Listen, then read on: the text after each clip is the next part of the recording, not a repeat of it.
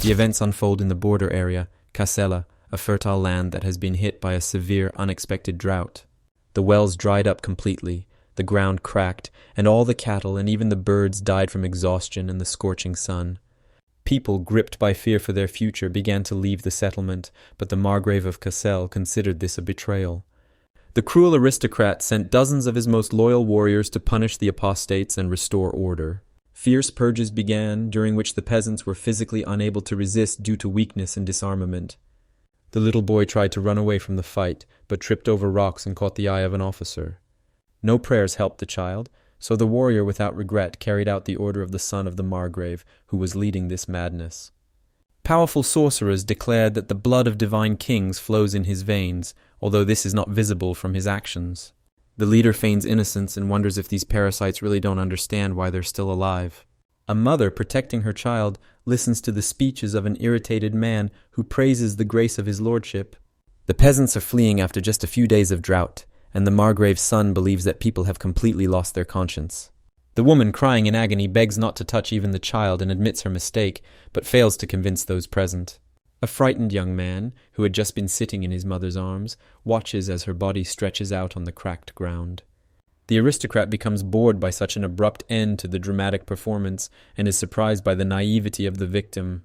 The soldier apologizes for his haste and asks how he can cheer up his crazy master. After a while, the exhausted men and children were tied to a tree to test the traitor's resilience. Now women were forced to support their loved ones and offspring with their own shoulders so that they could survive. The swordsman calls out to the markgraf's son and reports that one of the men is seriously injured. You need to wrap your waist tightly so that the subject can hold out long enough to entertain the audience. The beautiful woman sitting next to the wounded man throws herself at the soldier and tries to fight off her lover with screams. The overseer hits the peasant woman in the face with a wave of his hand, causing her to fall to her knees and shed bitter tears. After the verdict is handed down and Ivan is tied up, his wife rushes to help and bravely holds her husband. The margrave's son finds this spectacle incredible and praises the worker for such sincere efforts. Approaching her ear, the aristocrat orders her to hold on tighter because her only hope is in the girl. Since in the opposite case, some of Ivan's organs will be destroyed by the rope, death would be the best solution. A voice is heard behind him, asking the Lord not to rush to judge so easily just because of divine blood. The cruel young man recognizes the newly arrived noble warrior as the already experienced Sir Zebec. He engages in a duel of gazes with the fencing master, while the latter wonders why he would go so far as to punish the peasants.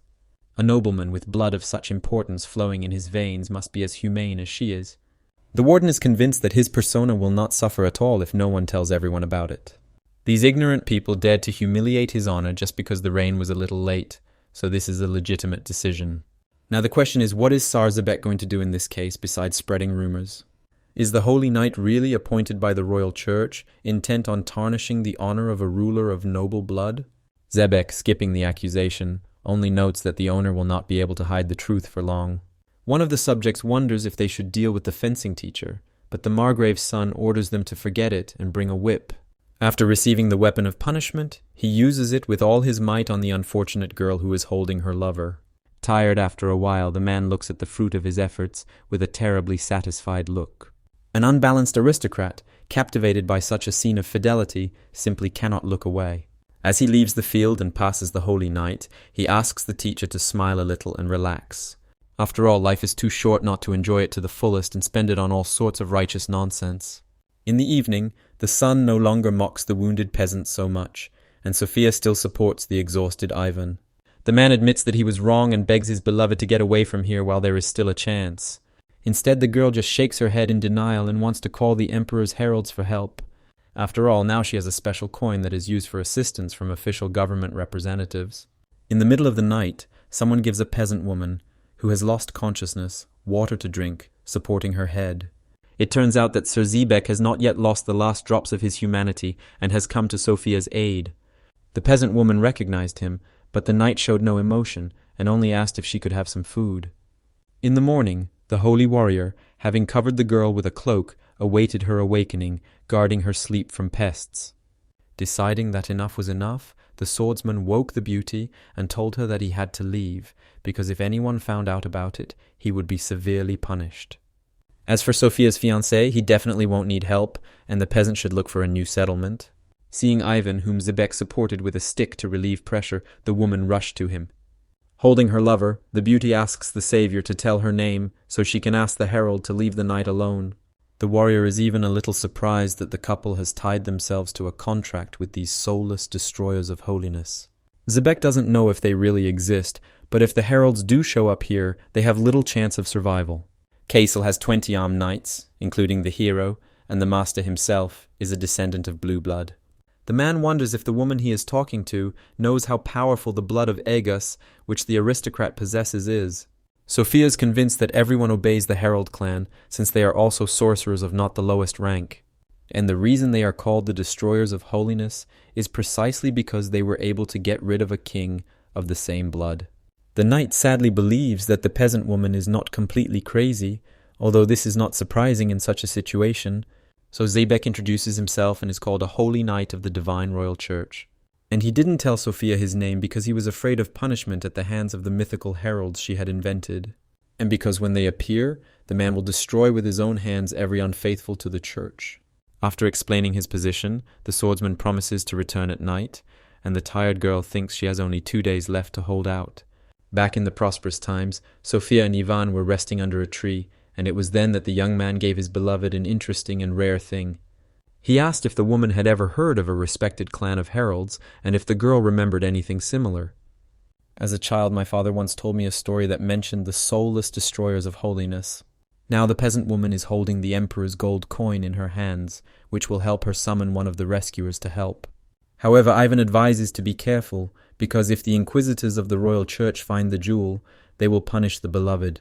Under the pretext of intimidation, the boy approaches Sophia and innocently kisses her on the cheek to express his feelings. The embarrassed girl fights back from the impudence and asks why Ivan gave her such a dangerous thing. The peasant says lightly that it's just in case something happens to them, although it's better if it doesn't. However, to use it, you need to draw a triangle on the ground and place a coin in the center, then magical heralds will appear. Now the unfortunate woman has followed all the instructions and is trying to hold out until the end, but today the weather is working against the girl. Sophia cannot withstand such a load and falls to the ground from loss of strength, gradually saying goodbye to this world. In the margrave's camp, the men are happy with the ample supplies of water and are dousing themselves with it to their heart's content, rejoicing at the new day. Zebec is also among the knights, and raising his hand to the sun, notes that today is simply unusually hot and dry. A voice was heard behind him, and the knight turned to his master, who asked the fencing teacher to smile and have fun. The swordsman decides to skip these words and get to the point, because you won't collect many taxes by destroying citizens. The margrave's son is convinced that the number of homeless people dissatisfied with their lives is growing, just like the number of thieves. An irritated Zebec doesn't understand why people can't be sent to the fertile lands that fill most of the territories. The aristocrat wonders why those born there should rightfully suffer from an endless amount of unnecessary things. These peasants will simply ruin those fields and run away, because they need to be taught how to farm, but that is not a noble cause. Is it not because the king and the church teach everyone that humanity must preserve the best of them in order to continue to exist? The reason why the peasants were struck by drought lies in the fact that they incurred the disfavor of the church, and this is spelled out in all the laws. Zebec interrupts the man and explains that these definitions can be interpreted differently because some get good land, while others get poverty. The aristocrat disagrees because he believes that all his actions were for the sake of the people, and the teacher misunderstood him. However, if a knight intends to help the peasants despite the lord's orders, he must try his best. Zebec has nothing to say to this, so he watches the scoundrel leave, and in the evening, as he promised, he goes to the girl. Even from a distance, he sees the silhouette of the hanging man under his feet, and immediately understands what has happened. In the end, the swordsman simply cannot stand all this and thinks about what to do with the remnants of the peasants. As the owner said, it's all in vain, even if the heralds show up now and want to take revenge for Sophia. Unexpectedly, Zebec feels a strange surge of energy behind him, but he doesn't turn around because someone is putting the cold iron of a sword to his neck. The mysterious stranger calmly announces that he will finish off the knight if he makes even the slightest movement. The knight wonders where a swordsman with incredibly stealthy fighting techniques comes from in such a place. The man assumes that this is the same herald who is currently asking the hero whether he is a mercenary or a knight. The newcomer clarifies whether Zebec is his contract worker, because it would be a funny situation if a church warrior turned to the herald for help. These words irritate the swordsman, as they sound like a way to mock his professional abilities. Now, it's not surprising that the contract worker turned out to be a girl, but she was already dead, so we can assume that the rescuer received the coin just like that. The herald wonders what happened here, and Zebec swears to tell if the warrior takes a couple of steps back and puts away his weapon. The wizard is a little amused by this, but he fulfills the request, and the surprised knight does not believe that he is really just a phantom. If after what you saw, the other person still thinks that this will make it harder for the rescuer to attack, then let them be calm. Since the swordsman is a knight of the royal church, this means that he must indeed be brave. When asked by Zebec, the interlocutor announces that in the clan of Saint Slayers, everyone is a wizard, except for him. The hero does not believe that what he has just observed is not magic, but the herald explains that it is actually difficult to distinguish sorcery from superhuman strength. A warrior cannot understand this because most of his time a man was raised according to the laws of the church. The knight sternly asks the young man's name and his rank in the herald clan, but the swordsman remains silent. Zebec reminds him that he has already introduced himself, so it is the young man's turn, and after a light-hearted apology, he calls himself Azadin of the 108 spirits. The hero knows that this is the lowest rank in the clan, but the movements that the interlocutor demonstrated are far beyond the ordinary. Now, since the knight promised to tell the story of the destruction of the peasants, the herald awaits information. After hearing this, the men go out to look at the city, which has been affected by drought and has been left without inhabitants. Suddenly, Zebec looks up in shock and sees an owl screaming that the contract has already been signed. The animal lands on Azadin's shoulder and says that the contractor was already dead before he arrived, so the coin was obtained quite easily. For the first time in his life, the hero sees a talking bird, although many strange things have happened to him recently. The owl orders the herald to go on another mission, as rest is unacceptable for such a position. The blonde stops the warrior and wonders if he's going to just walk away with the reward, without doing anything for the client.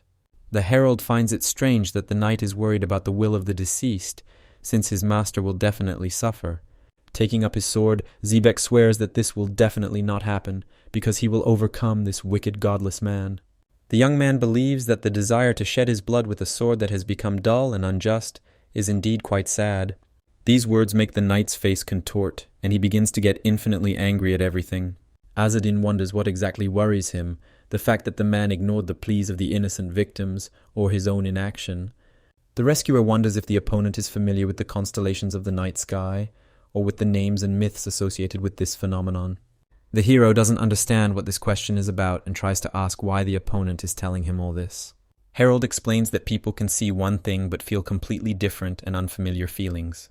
Some see the stars as heroes from legends, while for others they are nothing more than a pale light that occasionally flickers in the darkness. Just as the type of massacre of these people may be completely different in the eyes and concepts of the swordsman. Approaching the body to remove it, the boy adds that this way his opinion may differ from that of other soldiers. However, it makes no difference to Zebec, because he could do nothing to save these unfortunate people. As a knight of the royal church, he is obliged to respect those in whose veins flows the divine blood that is so important to the people. After listening to the swordsman's suffering, Azadin decides that he does not want to fight him, and that the man can help if he truly feels sorry for the girl. In this case, the sword of the interlocutor is not at all an enemy for the savior, but only a good ally and comrade. Taking the bodies on his shoulders, the mysterious wizard asks if the hero has a shovel, and this question unnerves the warrior. The blonde realizes with shock that the herald wants to bury the dead, but Gazelle wants them to hang in trees, slowly leaving this world. Such an action serves as an excuse for repeated demonstration of power, and the act of burying the body will, in fact, become a challenge against the owner. Azadin replies that it's okay because if there are no tools, he can safely dig the holes with his hands. Observing this situation, Zebec abruptly drives his sword into the ground and sits down next to his new acquaintance, repeating his movements. Having completed the procedure, the rescuer recites a prayer over the people's graves, asking God to have mercy on their souls. The knight had never seen a true unholy herald use the prayers of the Order of Saviors. The young man frivolously replies that he likes their ideology and certain life principles. Zebec calls the boy frivolous and impudent because only such a person is capable of turning away from his clan and believing in heresy. Azzedine explains that if one doubts the correctness of one's faith, then one's lineage will no longer matter much. The warrior asks what his interlocutor likes so much about the Order of Saviors, but the latter does not answer and begins to take off his belts. While the herald is drawing his bow, he manages to tell them that someone is approaching right in front of them, whom the swordsman must respect. Returning in fear to that place, the hero notices the master on horseback, along with a huge number of armed holy knights. The margrave's son notes that if the subject liked the peasant woman so much, he should have just said so right away. The aristocrat even admits that for such an incapable girl, she was incredibly attractive and attracted a lot of attention. Zebec realizes that the blue blood has learned about his care and has brought about 20 servants for punishment. Even for him there is no chance of salvation, so the owner is confident of his victory and a quick reprisal. He manages to wonder who this fool is standing next to the knight, while the herald is already stringing the bowstring and inserting an arrow for battle. With one precise shot, Azzedine hits the farthest soldier directly in the eye, despite the fact that he's wearing a helmet. The knight can't believe his eyes because hitting such a target is difficult even for him, especially the first time. With the second shot, the young man pierces the shield with an arrow and hits one of the first divine supporters, who falls to the ground. This time everything happened even more amazingly because the herald's arrow twisted like a snake, and this was precisely due to dark magic. The sorcerer recalls a confused Zebec's question about what he likes so much about the Holy Order of Saviors. In fact, it is just the very idea that a man's worthiness is not determined by his birth, but only by his faith and works. Just like someone who was born a descendant of a divine king, but commits lynching over his own people. He cannot be considered an aristocrat, despite all the claims of the church or other close relatives or supporters. The margrave's son understands perfectly well that he's being talked about and falls into agony, wanting to destroy the herald. The aristocrat orders Zebec to destroy the attacker, but the man doesn't have time to do anything because the warrior jumps into the sky. The herald attacks the knights from the air, using several arrows to hit each one. When most of them are already lying on the ground, the boy goes down and they try to attack him with spears, but it is a pathetic attempt. Pushing off the wooden stick, Azzedine wriggles out and forces all the remaining soldiers to fall. One of his relentless arrows flies past the aristocrat's face, but misses the target. The master notes that the enemy is not trying to destroy the knights, but only to put them out of combat readiness. The markgraf's son shouts at the sorcerer, asking who he is, and the sorcerer, appearing from behind, tells him that he is a real herald. What they heard made all the soldiers' blood run cold, because they knew that the members of this clan were heartless and possessed extraordinary skills. Turning sharply, the aristocrat notices that the attacker has run out of arrows and orders his subordinates to attack immediately. However, Azzedine does not let him finish, and with one strong blow of his fist knocks the cruel master off his horse. This makes the man's eyes hurt, and he calmly watches his tears and hides the bow behind his back. One brave soldier rushes forward with a sword, trying to cut off the herald's head, but he dodges in time. Raising the sword of his frivolous opponent, the young man explains that he has reduced their numbers with his arrows. If anyone still has enough courage, they can attack, and after these words, the savior demonstratively finishes off one of the knights. Just one turn of Azzedine's head causes the men to feel animal fear, so they don't want to continue this fight. In their heads, they all think that they are facing some kind of sick person, and the owl on the tree, meanwhile, suspiciously records the actions of the clan member. Having dealt with the remnants of the army, the herald heads to the margrave's son, considering him a scumbag who feeds on the suffering of others. Now it's time for the aristocrat to use his secret weapon in the form of an incredibly bright light bestowed by the gods. The people left around can't stand it and simply freeze in place. The mountain lord shouts that this is his magic, as proof of noble blood that the attacker can never match. Not wanting to listen to this nonsense about streams of light anymore, Azzedine leaves the arrogant aristocrat's hand. The criminal, overcome with pain, tries to contain the pain and accuses the swordsman of all his sins, threatening to kill him. Herald wonders if the person he's talking to has completely lost his mind, if he says things that are completely obvious and even ridiculous. Realizing that this will not help, the blonde offers to give the warrior anything he wants, from money to any desirable woman in the county. But unfortunately for the son of the margrave, Azzedine is a herald who is not interested in these human sins. Seeing his last hope, the aristocrat begs Sir Zebec to help him and not to do something incomprehensible.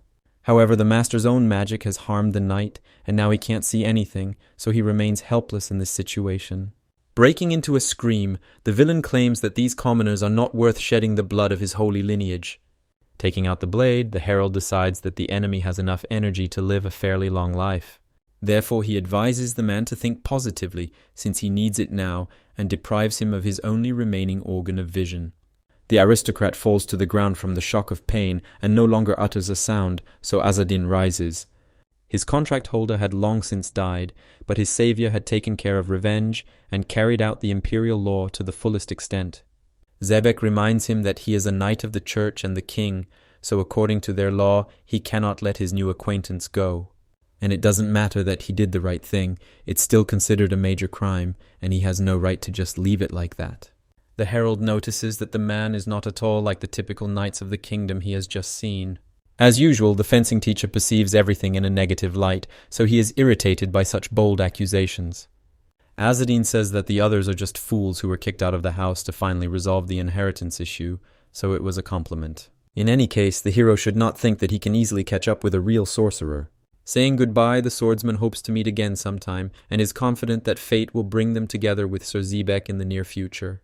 No one was able to overcome the herald, and in this meaningless battle, only the margrave's forces suffered, suffering huge losses. The young man was not mistaken. They were indeed remnants who had been kicked out of their homes for the sake of simple material gain, under the pretext of nobility. In the landowner's castle, people asked to be exempted from taxes this year due to the incredible drought and crop failure. They are begging because they are left as martyrs without a roof over their heads, so they are starving and are no different from the dead. Margrave Castle says in disgust that they should be ashamed and could already start talking about the food distribution. The villagers continue to beg for mercy, otherwise they will have to leave the land or die.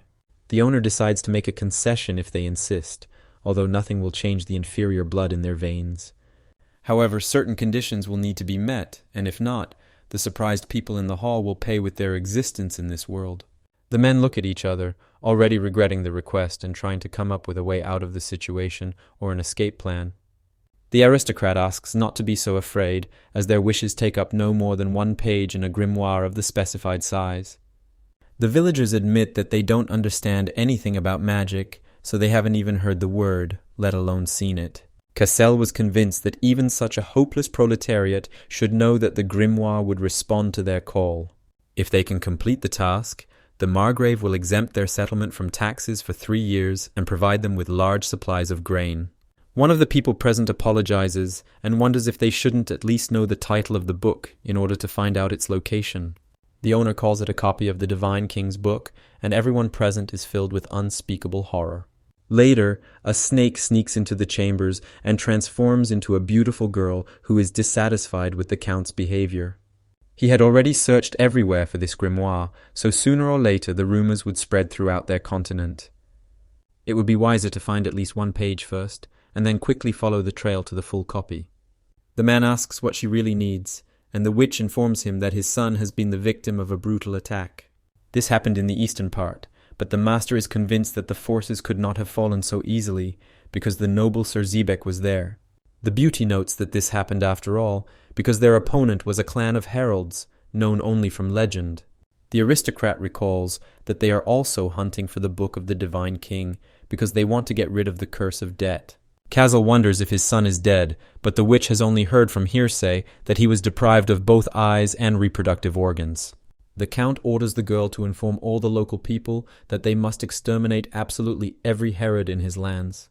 The beauty is about to leave, but her husband stops her because if his child cannot continue the family, then she needs to be replaced with a new one. While traveling through the surrounding area, Azadin suffers from drought and thinks that at this rate he will die from simple dehydration. It's unclear why there was a need to organize this whole circus in 2 days, but the owl on his shoulder disagrees with his words. Frankly, due to the emperor's worthless demise, his heralds are now devalued throughout the world. And they are addressed as if they were some soulless heretics who destroy any signs of holiness or the church. Moreover, he only has 2 days to arrive, so Azadin hasn't even had time to pack his luggage, and now he's on the verge of death with dry rations. The owl apologizes to the owner, who actively expresses his displeasure as he notices a strange blue glow. As it forms into salads, the warrior recognizes the spirits that have separated from the trees and come to greet him. The 2 people for whom he heroically avenged the murders in the settlement even bow to the savior, and he awkwardly returns the gesture with mutual respect. Someone in the crowd says that these lands are not controlled by royal generosity or the blessings of the archangels, so it is not worth lingering. After saying that they can go to the afterlife because Azadin has fulfilled the law, Sophia points her finger at the well. The herald understands that the spirits want to offer him water and remarks that this should not have been done and that it was time for them to rest. However, despite all his pride, the young man is incredibly happy because he had been waiting for this joyful moment almost the entire way. Unexpectedly getting a bucket of sand instead of water, the swordsman notices a small, strange map there and is confused by the find. The Herald clan is essentially a people formerly known as Aragus, fleeing one of the widespread climatic disasters. Having survived a devastating typhoon on the continent, they relocated and settled in the previously unknown lands of Vibrise. The continent of Vibrise was primarily divided between 8 divine kings of the Aegis family, each of whom ruled from their own throne in a separate territory. However, in that era, one of them seized power, and the other 7 brother kings were completely suppressed by the emperor of the Eslad family. This man aimed to destroy all remnants of the sacred royal lineage, while the foreigners needed shelter. And then the emperor gave them a grimoire called Song of the Yellow Bird, and gifted them with a spirit called the Emperor's Mouth. In exchange, the Argasi signed a cruel contract with the temporary ruler and became known as Heralds. Thus their hands were mercilessly stained with divine blood, and the people became the sword of the emperor and his inquisitors. It was the heralds who cracked down on vile nobles who illegally, through corruption, tried to enrich themselves at the people's expense. For the inhabitants of Vibrise, this was the greatest sin, as they believed in an afterlife and the cycle of rebirth. However, the death of the emperor put an end to the unified empire, dividing it into the same 8 independent kingdoms. Then universal condemnation fell upon the Argus, and they were called soulless heralds with a new problem. The contract their ancestors had made with the emperor remained in force, as had been stipulated from the very beginning. Even after his unexpected departure from this world, the oath remained with this poor nomadic people for all eternity. Azadin was extremely lucky to find one of the pages of the Divine King's book, which gave them power. At this moment, the spirits say goodbye to their savior, and he wishes them a happy life, at least after all the misfortunes they have experienced. The herald wonders if the thing can free him from the curse, but the owl sees it more as a great honor to pay off a debt. The animal notices that the owner is somehow not too happy, although such a find is the dream of absolutely everyone in their clan. Azadin explains that even on his list of all tasks, breaking the curse is the last and most important. Continuing on his path, the guy worries that this information will begin to spread around the world. The root cause of the Divine King's book falling apart into pages is his father. It turns out that all this time someone was watching them from over the cliff, while the boy complained about the lack of water and the hard life of a herald. The young blonde remarks that this is exactly who they need, the son of the clan traitor, who is now very weak and frivolous. The woman asks the guy next to her if the opponent is really capable of magic and as talented as they say. The man knows nothing about the curse, but this swordsman is definitely capable of using magic without much effort. The beauty recalls hearing rumors about how Azadin used to go to the toilet under himself until he was 8 years old and couldn't pull a regular bowstring. It's actually surprising how this wretch can still perform his sacred duty and not have visible wounds from constant losses. The interlocutor asks Miss Midyam to return home. Even if she is a relative of the contractor, there is no need to contact a low-ranking herald. The beauty offers to test the victim, but the servant does not understand why they would attack such a professional warrior. The girl doesn't care, because if she defeats her opponent, she will be able to take his position, and she is confident of victory. The guy reminds that Azad is a student of the same fussy Kazas, and everything connected with him is full of many mysteries. For the irritated Midyam, it doesn't matter, because no matter how skilled Casas is, even if you train a fool for 100 years, nothing will work. Just think, the son of a traitor who can't even cast spells is considered a herald, albeit a mediocre one. He occupies someone else's place, and because of such competent people like a girl who uses a bow, cannot become a warrior. Therefore the beauty decides to quickly get rid of her enemy and releases a bunch of arrows, quickly hiding behind a stone and expecting victory. When no cries of pain are heard after a while, the archer looks up to see what happened and is hit in the forehead with a stone. The assistant immediately runs to his friend for help, and a herald appears on the top of the cliff, looking for the one who is shooting arrows. Midyam insists that it was a kind of greeting and sincerely doesn't understand how he managed to be here without a single sound. The man who has just skillfully caught the weapon with his quiver wonders what the names of these young attackers are.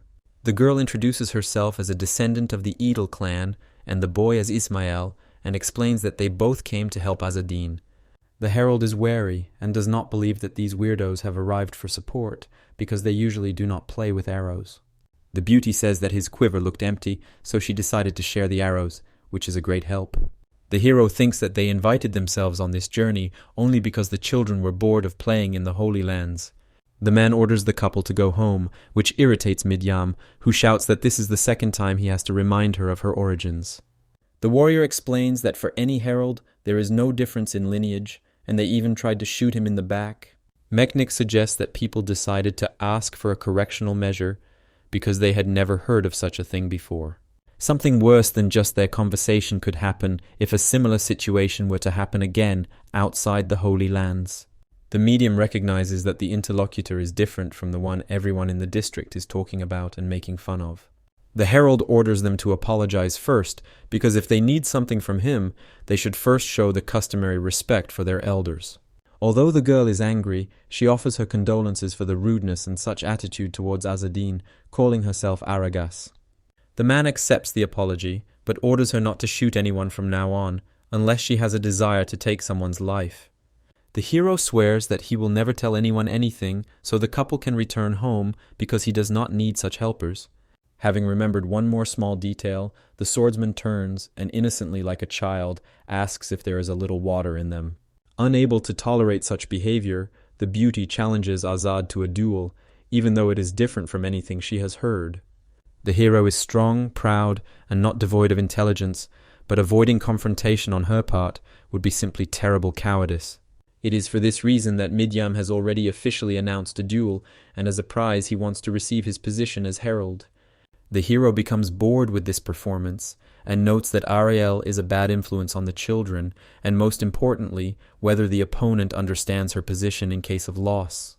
The descendant of Erden assures that he will give everything he has, even his own life, into the hands of the enemy with ease and without hesitation.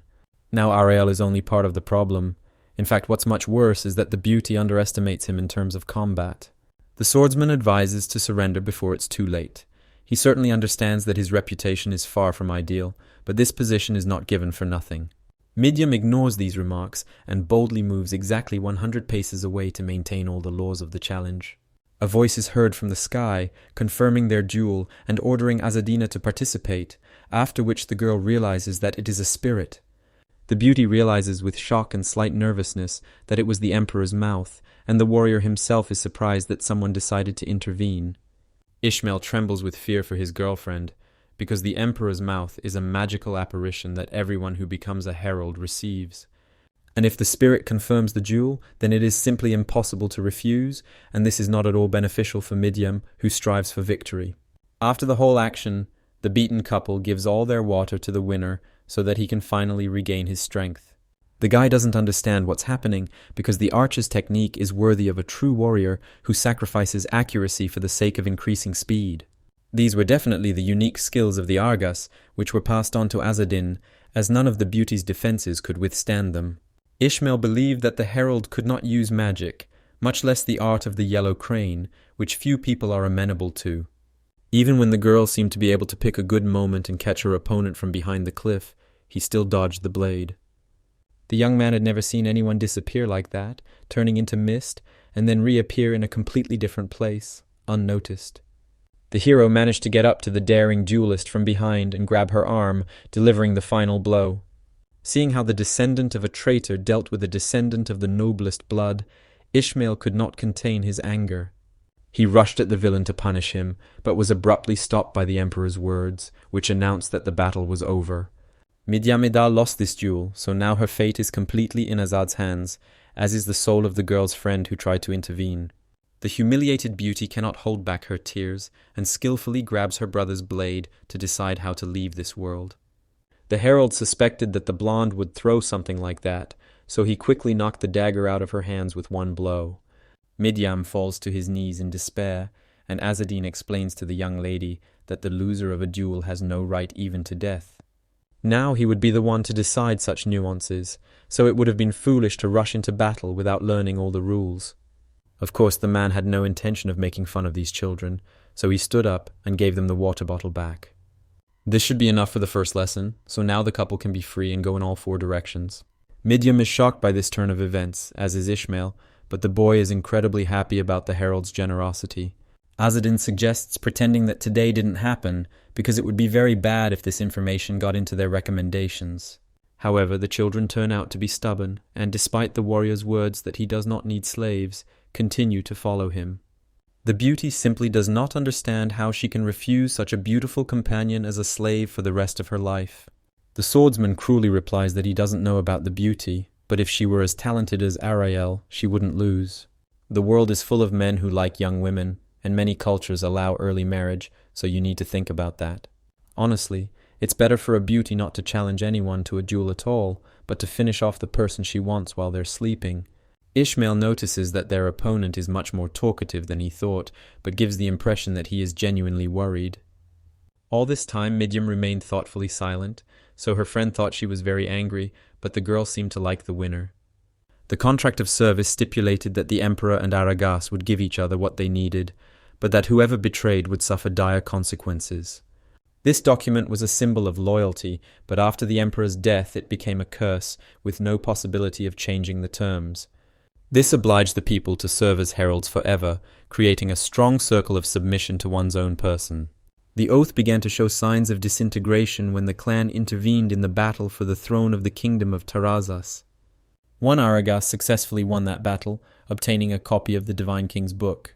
However, there was another traitor who stole the book and successfully hid somewhere, and his name was Acre. The leaders of the clan ordered the man to return what he had stolen, otherwise the curse would destroy him without mercy. The warrior had to hand over a copy of the Divine King's book, or face the most terrible torment.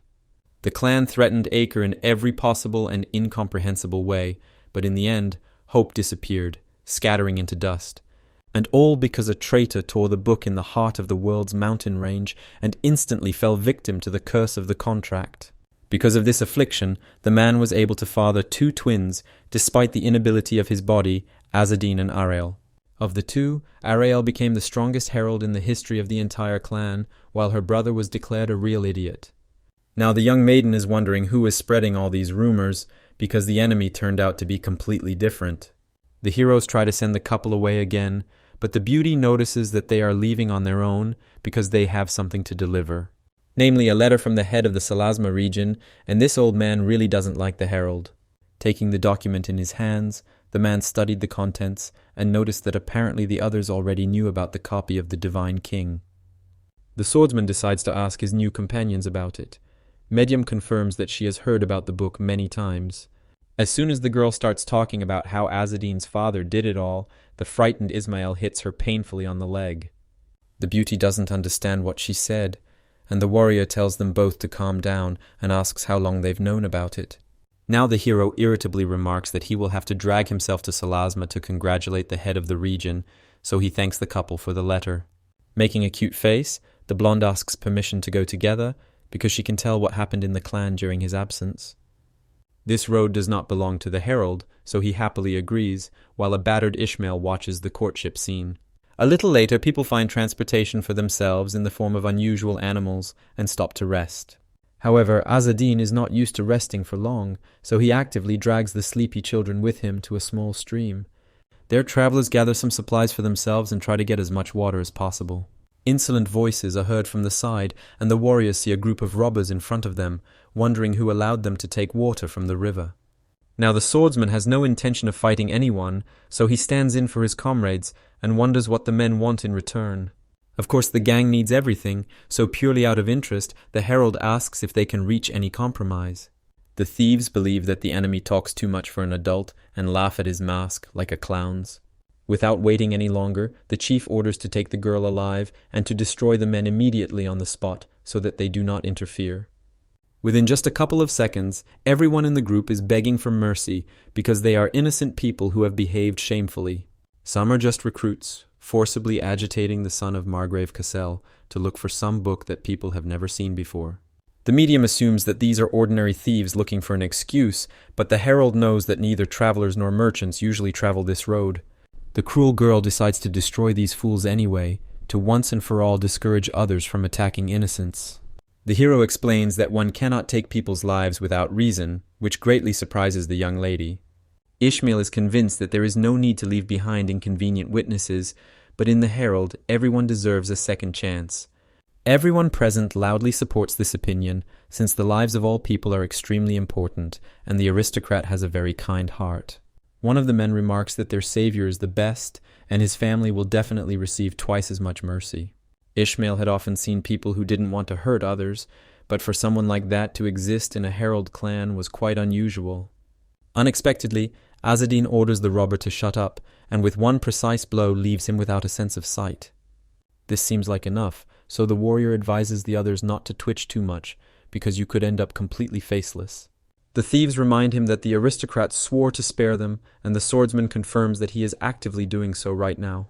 Unfortunately, however, only damage can make people abandon violence, even if they do not feel remorse. The couple watches with some disgust as they deal with the villains, but also supports this method of struggle. Later, the gang is walking through the forest, and the leader says he will definitely get revenge when a huge hand reaches out behind him.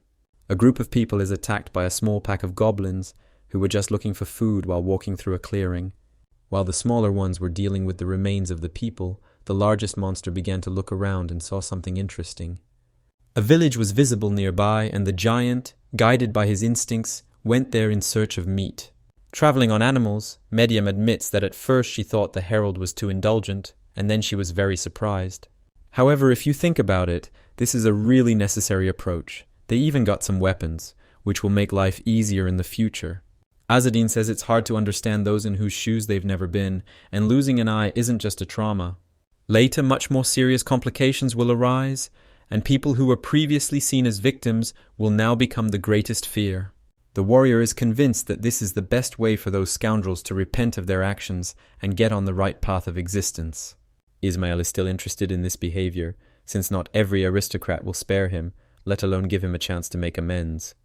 The swordsman admits that he was a little stressed by the conversation about Margrave Castle, looking for a copy of the Divine King's book. The young man knows that this noble lord is already far in line for the throne. Perhaps this is how he is trying to catch up with his competitors. The heralds see that this is dangerous, as political figures are always obsessed with power and will have to give up the mask for a while. It's a precautionary measure while they're in the county, which is incredibly surprising to the couple. Now they know that Azadin has no eyes, but such a violent reaction doesn't really make the warrior feel any disappointment. The children are curious about how a man can walk without getting caught in anything, but he himself doesn't know, because he's been like that since childhood. Coming closer, Medium notes that if you think about it, in this situation the scars even adorn her companion. The beauty tries to explain that beautiful eyes could have been in their place, but it's better with a beautiful face than with a blank stare. The herald says that she gave the same name as the person who inflicted these wounds on the warrior, so the lady asks who it was. It turns out that it was Ariel, who thought it was strange not to have what nature intended, but at least something could be imagined in place of the scars. Thanks to this, the hero has always been able to successfully pretend to be blind when he was alone, but now it's a bit problematic.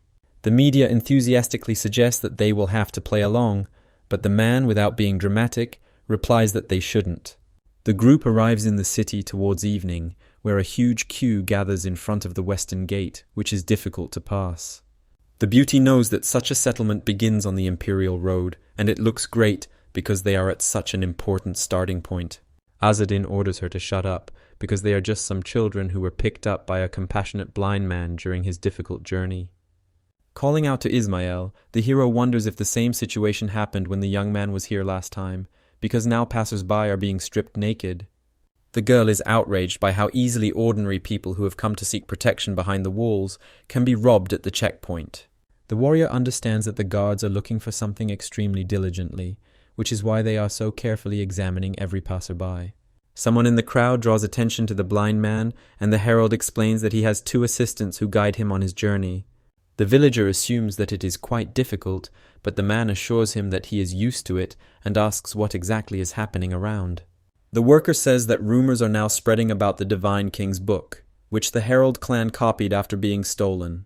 And the crazy sons of Margrave Cassel have opened a real hunt, so there is real chaos and terror in the city. The situation is getting worse, because after the wizard destroyed one of the sons, such an incident will be quite difficult to resolve peacefully. One peasant, grabbing the guard by the arms, shouts that they are looking for a divine book, so why should they eat his last money? Having thrown back a man, an unworthy one, they reveal that the grimoire can take different forms, and they will return everything after inspection. A little girl comes to the defense of the wounded man and accuses the guards of theft, which is strictly punishable by any law. However, these people have no happiness left at all, so they are threatening the child with severe beatings right now. The father tries to protect his daughter, for which he receives a kick and instructions from the soldier to raise his child better. The heroes are filled with irritation and want to take revenge for the victims, but the herald orders everyone to stop and cool down. Suddenly, a bustling man runs up to the guard and delivers the terrible news, causing everyone to immediately start to stir. The newcomers don't understand why everyone in the city is actively packing up and running in different directions. Azadin announces to everyone present that goblins have been spotted nearby, and he heard this information thanks to his good hearing. Everyone realizes with horror that the leadership will close the gates and tries to convince the soldiers to take pity and discuss the situation. There is a camp nearby where one of the descendants of the margrave of Cassel sits and makes sure that they have firmly closed the gate. They were informed that there was no copy of the Divine King's book here, so they should quickly leave with the loot. The frightened warriors ask Satargi what they should do, and he orders them to simply fight off the goblins, because that's what they were taught. However, these training sessions only lasted one day, so the braver soldier asks to let the citizens in from outside, and he will lead the defense. The aristocrat is convinced that this fool will not be able to do anything, although he himself runs away from the approaching threat and humiliates everyone. However, in order not to dwell on this situation for too long, Targi gives the man full command while the earth is still moving. Sitting in the monster's basket, people are trying to figure out what exactly will be done to them, but no one wants to die this way. From his tower, the margrave notices the flames spreading around the settlement and watches the attack in shock. The heroes had already set up battle positions, preparing to defend the villagers who remained outside when someone shouted that the goblins had arrived. All the people who wanted to escape were forced to walk both day and night to get at least a little further away from the settlement.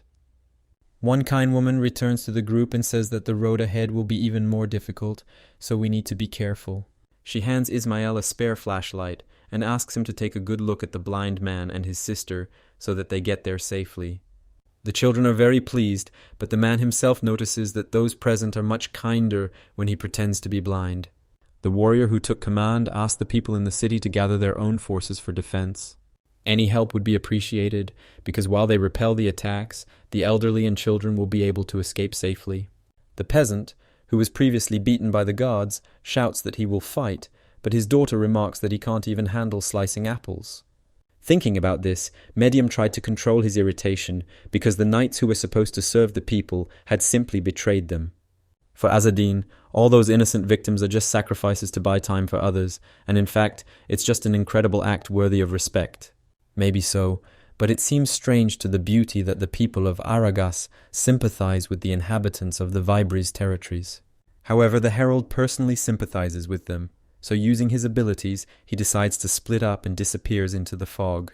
All the men in the city have long been armed, but everyone notes that there are too many opponents for them alone.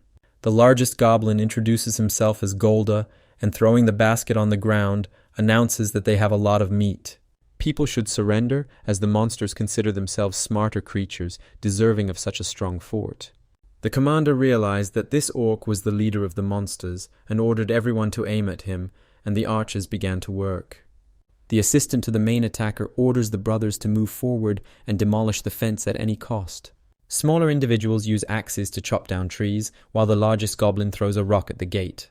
The villagers holding the gate want to retreat, but the commander encourages everyone and shouts to shoot at the orcs from above. Cosette's father stands at the gate and tries to do everything possible to ensure that his daughter manages to escape as far as possible from this madness. A small monster appears from the side with a magic wand, which suddenly begins to glow, signaling that the Divine King's book is nearby. The priest is interrupted by a herald who has come to the rescue, leaping onto the small, noisy scoundrel. Gontu throws another boulder, already alive, and the heavy stones fly straight at the archers, but Azadin manages to pull them away. The savior appears before the commander and explains that he will help with the defense, but the warrior does not know this newcomer and his power. Pulling the string, the hero explains his origin, surprising the disbelieving men, and plunges into a head-on fight. With his first blows, the boy manages to injure the eyes of the main orc, who has now become 10 times more helpless, but more angry. Gontu waves his arms in all directions, shouting that he will destroy absolutely everyone, while the swordsman calmly sits on the monster's head. The Herald directs the handheld fighter in the right direction, and now it independently destroys its little subordinates. The commander, watching the fight, cannot believe that the same fighter against holy injustice came to their aid. Upon returning, the hero sees the same robber, whom the man had recently met in the forest, crawling out of the giant's basket. The thief crawls out of his makeshift prison and stumbles upon the goblin priest, who is laughing hysterically to himself. Thanks to the Divine King's book, the monster is about to become the Lord of the Cliques, awakening hidden powers. Azadin is starting to dislike this, because monsters of this level can easily become a threat and create adventures for a long time. Having built up a sufficient number of bloody wedges, the goblin throws something resembling a moonball at the sorcerer. The warrior quickly jumps off of Galt's head, leaving him to be torn apart by his new opponent. The Orc Lord is in excruciating pain and tries to escape from the mouth because he likes to eat himself, not be torn apart. Before the surprised villagers appears one of the divine cult, the king of the cliques, who turns out to be a priest from the Orc clan. The little brazenly strikes the hero with a swift stream of golden light which penetrates directly into the chest and dissolves. After that, the king orders him to be given a page from the divine book, and if he agrees, the herald will die quickly and painlessly. Azadin's hands are shaking, but he still throws a shot at the frivolous monster, even though he misses so easily. While the king of cliques rages even more, the boy tries to understand what kind of ray of light it was and how it pointed to the page of the book. The dwarf rushes into a new attack, and the swordsman wonders why such a precious book seemed to such a hideous creature. The warrior manages to avoid all the attacks, even though many of the orcs themselves are injured, so he runs to the sword. Grabbing the steel, the herald confidently awaits the approach of the tentacles, and with skillful swings of his weapon, leaves the monster with a few clicks. Such teeth are too big for an orc's carcass, and in principle, such organs without long roots are too weak and unsuitable for combat. The dwarf is angry because he is the real king of the cliques, but for the hero this is just a mediocre parody not worth much attention. Azadin creates several opportunities for successful attacks, but some of his wounds can corrode even steel, so a sword is unnecessary. The man is even a little offended that for such hard work he won't receive even a single coin or help. Suddenly, a hail of arrows begins from behind, driving the attacker a little further and giving the rescuer a little rest. The commander orders to shoot to help the herald with absolutely everything they can at the moment. Some villagers are afraid to do such things because if the royal church finds out, they will be persecuted as criminals. The chief is incredibly angry because the church has abandoned everyone here to their fate, worrying only about itself. As he fires, Cosette's father claims that he doesn't want to die here, so he will simply attack the monster and then decide what to do with the swordsman. Having found a perfect excuse for themselves, the men grab arrows and actively throw them at the orc priest. The satisfied hero thinks that they could just give him the arrows, but that's not bad either, and it's his turn to show his imagination. Raising the severed clique, the herald uses them as detonating arrows, and seeing the result, decides that enough is enough. To all the surprised exclamations of the monster, the warrior replies that he is doing a noble deed, and returns the teeth to the owner for free. After a few more attempts, the Saint Destroyer manages to completely neutralize the attacker and ensure the safety of the settlement. The herald reaches for his own sword and staff when he hears shouts behind him that he is a godless man and sees men aiming bows at him. To Azadin it sounded pretty rude, so it would have been a huge send-off for the villagers to fire at such a dramatic moment. The commander wonders why the herald helped them, but without waiting for an answer, the people blame the warrior for everything.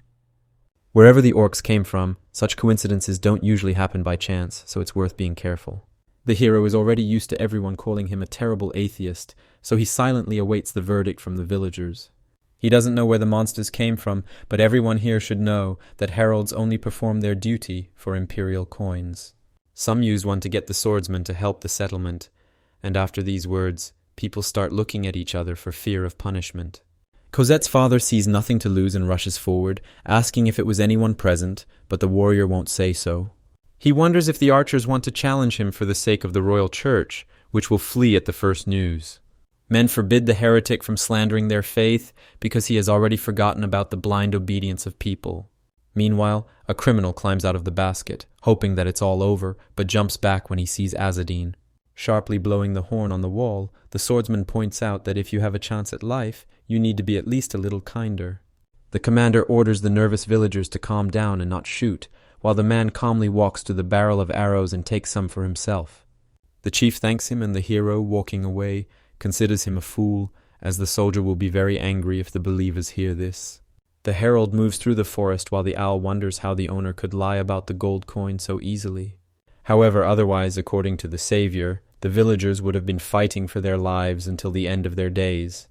The animal is surprised by the owner's withdrawal because it's not very pleasant to receive threats from people it just saved.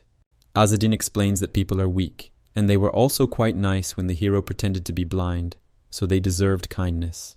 Although the warrior was tired, not only had he covered a huge distance, but he had also received no reward at all. A minute later, the wizard notices the joyful children who couldn't wait for his arrival and the results of the battle. The herald says that the enemy was not that strong. Ishmael is upset about the unpaid labor of his new acquaintance. Azadin recalls Midyam's words that helping and protecting others is beautiful, but without beauty, life is boring. The beauty, in order to laugh at the young man, remarks that he himself is a very practical and uninteresting type. The hero interrupts the argument, as the couple was able to get out quickly, so the people let them out of the group quite easily. At first they were refused, but the girl insisted that she could handle the little monsters, and after that, everyone calmed down. Ismail thinks they met nice villagers, but Midyam is convinced that everything was possible solely because of her natural charm. Azadin laughs that her friend's youth played no role at all, and the beauty shouts that she is already 13. There is even a queen of her age at the event.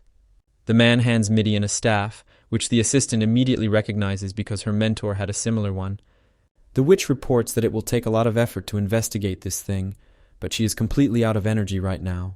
For a moment, the girl's mind is filled with the thought that the herald recognized her as his right-hand man, but he simply asked his fellow countrywoman for a favor. However, in exchange for this, Milady also wants to ask for something in return, and the swordsman agrees to discuss the terms of the contract tomorrow. Disguised as a blind man, the savior jumps up a tree and orders them to follow him, as the travelers still have a lot of work to do. The midwives don't know where to rush, so the man decides to take matters into his own hands and return to the camp of frightened people. There he is noticed by a woman who kindly shares her flashlight and informs him that 2 children have set out in search of their uncle. The hero explains that he got a little lost, and his companions are smart, so they will quickly find the camp, but there is something more important. As the warrior once noted, he has incredible hearing, and it seems he can safely head back to the settlement where he can hear the cries of victory. He advises sending out a signal from here in the form of torches if suddenly someone notices a bright glow from the fortress walls. The villagers jump for joy and decide to send a small group to check, but the herald already manages to disappear without a trace. In reality, Azadin is incredibly bored, and at this rate he will soon fall asleep from inactivity just by touching the bed. Suddenly, the man notices daylight over the mountains and rushes to see what's there, finding a small camp in a crevice of rocks. The soldiers complain that despite the drought and monsters, the margrave is still only concerned with a book, so this place is doomed. However, the other knight is convinced that they need to get the job done and get out of here, so he doesn't mind working longer. Now it becomes clear that this is the refuge of those wicked people who dared to abandon ordinary peasants to their fate today. Nearby, the hero sees a box of treasures and valuables, remembering that right now there are absolutely no supplies. The owl advises the owner to take action, because traveling is an expensive thing, and you won't find such a jackpot every day. In the morning, Kazal's son shouts that the guards are simply mocking him, since they stole all the deliveries during the night. The men justify themselves by saying that the attack happened suddenly, so they didn't even have time to get dressed or grab their weapons. The aristocrat calls out to the stranger sitting behind him and wonders how long he will remain silent, because the responsibility lies entirely with the mercenaries. Biting into apples, the stern thief replies that if the owner thinks so, then he is not against even reducing the wages of others. However, the security guard thinks that this is no ordinary attacker, because even his personal belongings, which no one should know about, are also missing. The mercenary leader asks Sir Targi to send a search warrant on his behalf to the nearest settlement. However, it will be a bit difficult, because the nearest settlement is a railway station, where everything is run by the local aristocrats. And anyway, what right does this commoner have to order him around? But the criminal is not so simple, so he swears to turn everything around on his own. Suddenly, the man uses a blade and the brazen descendant writhes in pain, while the assistants look at the commander in fear. The captain advises no one to worry, because this weapon is a gift from a witch who bewitched it and created it in the form of a spider. Transforming into an insect, the dagger penetrates the aristocrat's body, and he tries to pull it out, but all attempts are in vain. The mercenary asks how his beloved master is feeling now, and he screams how the servant could create such a monster.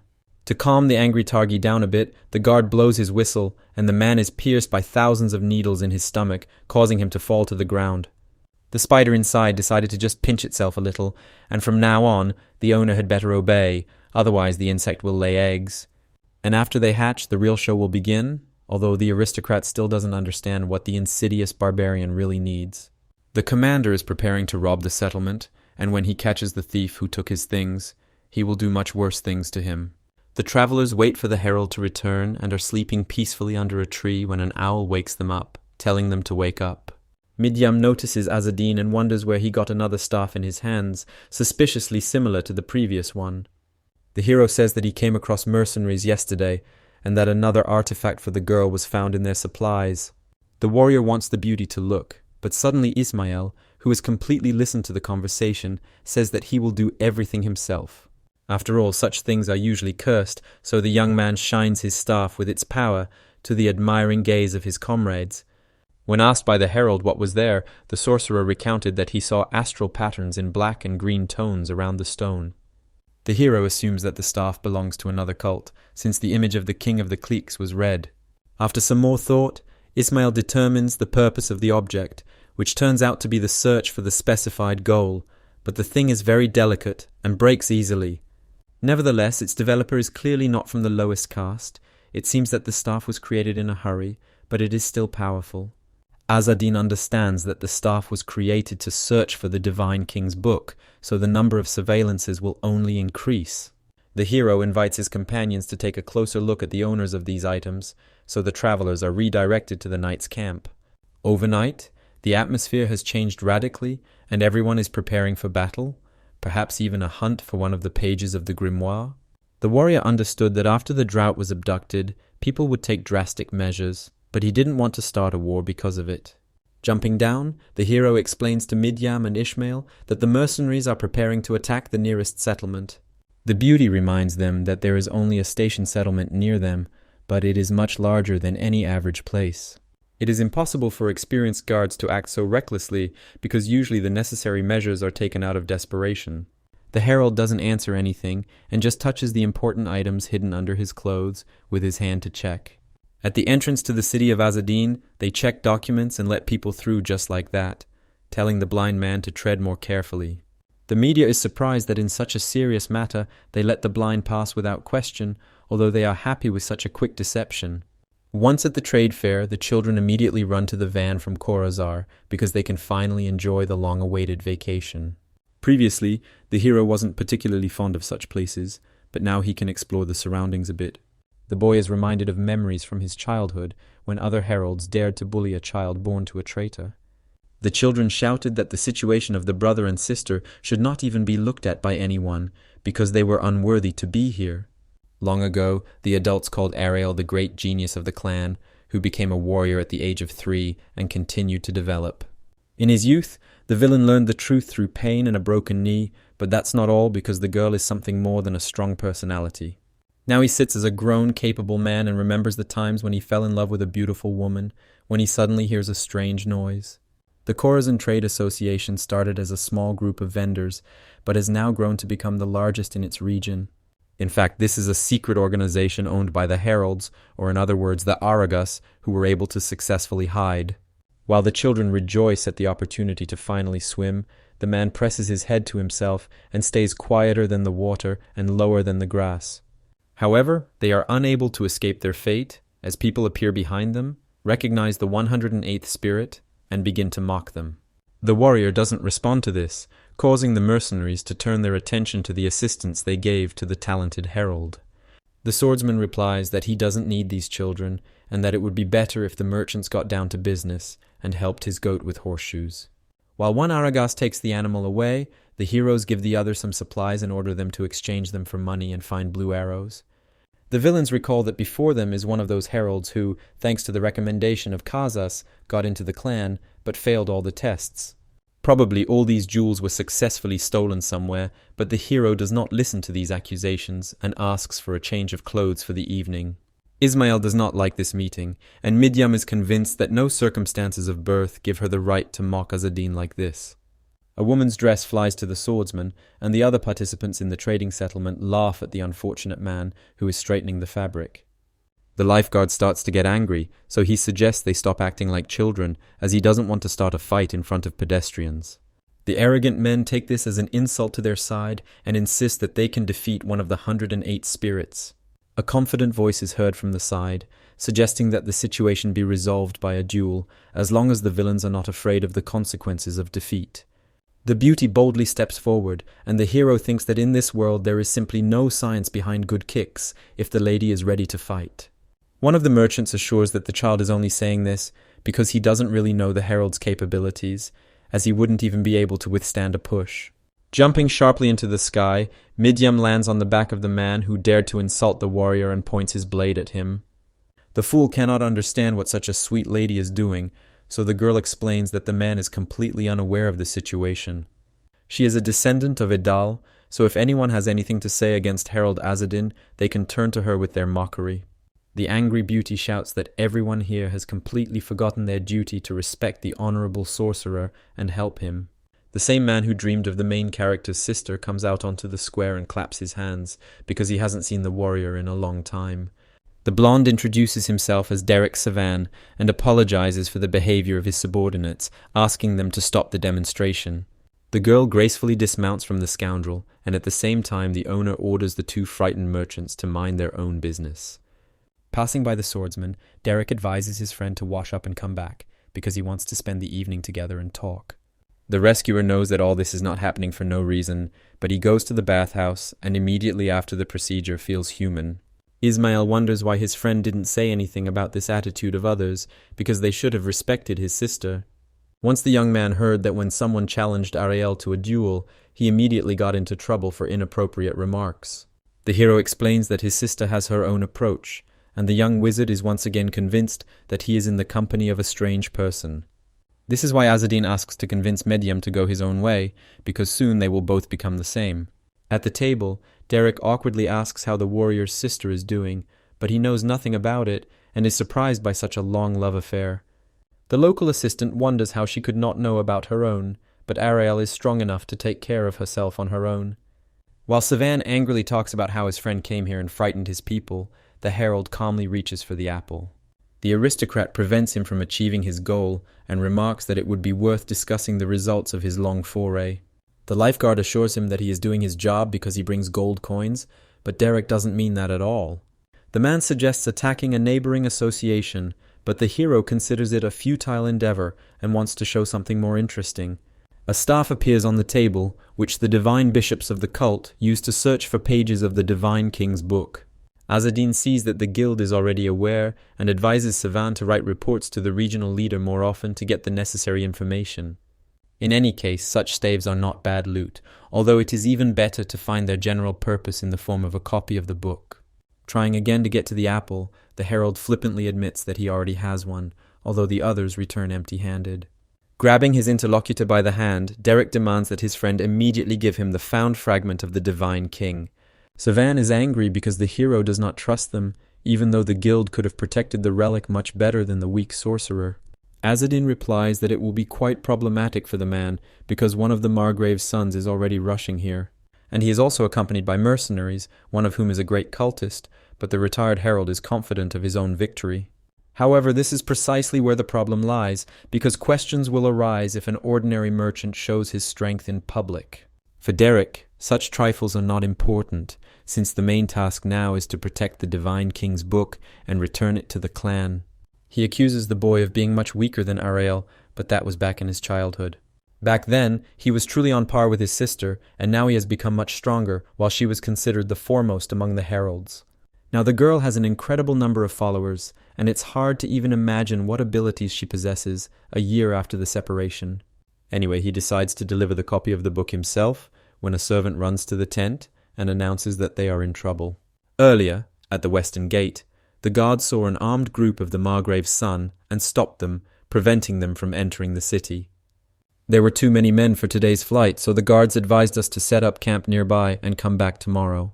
The aristocrat thanks Sir Gerald for his faithful work and asks to take a small gift as a token of respect. The man says that Mr. Targi is putting him at a disadvantage because he himself is a knight and must respect his duty to honor. The blonde is convinced that in the worst-case scenario, the only thing they can expect is punishment from the church, and the guard begins to agree. His efforts are interrupted by the captain of the invaders, who is fed up with the spectacle, so he uses his sword. The criminals continue their terrible raid, and Targi wonders why they are destroying people, but for the sorcerer it is just a way to have fun. Although there are 3 gates around the wall through which one can enter, the commander is used to going straight ahead and using all available opportunities. So it's time to awaken all his loyal subjects in the form of small spiders, such as he used on his past master. The insects penetrate the bodies of those present, who in fear drop their weapons and begin to shake off the spiders with whatever they can. After a while, people calm down and become more energized, so Targi now realizes that he is facing a cult heretic. The sorcerer offers the children to join together, as it is a rather lucrative offer for revenge and obtaining a copy of the Divine King's book. After a long silence from the aristocrat, the thief whistles and thousands of prickles appear in the boy's stomach, causing him to fall. Not that the master had a choice, but now the attacker orders the puppets to find the thief and bring him back alive and unharmed. After a hard day, workers pack up their things and head home, where a huge peasant stands in the way, blocking the exit. One daredevil orders him to move away, as he believes that these are ordinary mercenaries who have definitely not come for his head. The sorcerer's puppet grabs the worker and repeats that no one is allowed to leave the territory under any pretext. Something seems strange to men, namely the terrible hunger that eats away at them from the inside, preventing them from thinking about anything else. Unexpectedly, the unfortunate villager sees his attacker transform into a spider, his jaw changing shape. The worker is already preparing for the massacre when an arrow flies at the monster, forcing him to stop and look away from eating. Azadin jumps on top of the giant and sees hundreds of small spiders running from the body of the deceased on the sword. The Herald now clearly realizes that the successors of the Spider Queen, known among the mercenaries as the Atras, are involved. People are running away from the square, and Midian wonders if his comrade has coped with everything, although this is only the beginning of the confrontation. The warrior orders the couple to run to the tent and stock up on water, because thousands of local residents could die from starvation. The beauty sees a threat behind the savior and warns the swordsman, so he manages to dodge the attack in time. The man is surprised that even in this state the monsters are able to move and suggests that the spiders control their nervous system. The hero becomes curious about what will happen if he sets the puppets on fire using electricity and decides to try it. He waits for a convenient moment and with one blow pierces his opponent's defense, forcing him to fall and not move. A minute later the monsters pick up and try to destroy the man with spider stings that appear as a result of evolution. Screams are heard behind him, and someone throws a torch to Azadin, which the herald uses to fend off the giants, who are afraid of the heat. Midyam and Ishmael repeat their comrades' actions, driving the monsters into a circle, and the man praises the efforts of his assistants. The only thing the warrior asks is not to set fire to the tents of the merchants, who have already seen how the flames affect the invaders. The swordsman orders everyone to move away, and finishes off the creatures that are almost burned out in the circle. The hero asks how things are with supplies and water, and the couple reports that they have collected everything they can from nearby houses. Ishmael wants to bring the goats, but the beauty interrupts his partner and asks how useful they were this time. The girl convinces Azadin of their importance and asks to officially join the assistants when an owl flies overhead. The animal, sitting on its owner's shoulder, says that a new contract has appeared, but the customers have just breathed their last. The irritated herald asks the pair to prepare to open fire while he heads for the western gate. The children awkwardly discuss that at this rate, the warrior will be able to use them all the time for free. Continuing the fight with the monsters at the entrance, Azadin gradually gets tired because the arachnids do not want to die. Not only are the giants beginning to mutate, but their numbers are also increasing at an incredible rate. At this rate, the warrior will not reach the contractor, but suddenly the enemy is struck by a strong blue lightning bolt. Midyam knew that the lightning had to work, because fire is dangerous for puppets. The beauty falls to the floor from exhaustion, and the hero, in order to somehow support her, assures her that she has incredible abilities. However, Heiress Idal must know that she cannot use the power of the grimoire often, so she should rest. Ishmael is angry that Midyam is putting so much effort into pleasing this proud warrior and asks if the contract killer is already dead. To the young man's objection, the swordsman replies that the customer is the customer, so he must see him before leaving the city. However, they cannot burn all of these monsters, so Azzedine is determined to defeat their leader, the sorcerer of the Spider Clan. Meanwhile, in front of the western gate, the thief watches with pleasure as his puppets destroy the settlement.